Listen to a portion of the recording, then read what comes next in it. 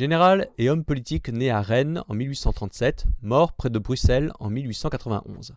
Après une brillante conduite en Kabylie, en Italie et en Cochinchine, il participa au combat contre l'armée prussienne en 1870.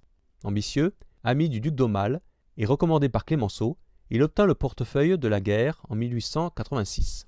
Il entreprit la réorganisation de l'armée et s'y fit remarquer par ses propos revanchards contre l'Allemagne.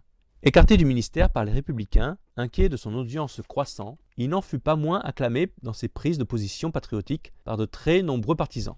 Ainsi naquit le boulangisme, qui draina tout ce que la France comptait de mécontents et où se mêlaient nationalistes, bonapartistes, royalistes et autres opposants pensant tirer parti d'un possible coup d'État. Mis à la retraite précipitamment en 1886, Boulanger se lança alors pleinement dans la politique.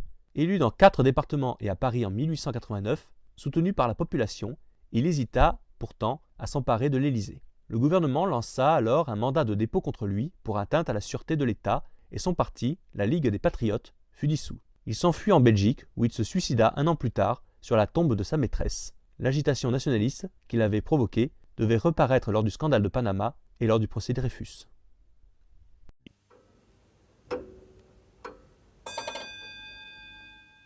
Si vous aussi vous avez apprécié cette vidéo et si vous pensez comme Napoléon, l'histoire est un mensonge que personne ne conteste. Je vous invite à laisser votre avis, liker la vidéo, vous abonner à la chaîne et pourquoi pas partager cette vidéo. Merci.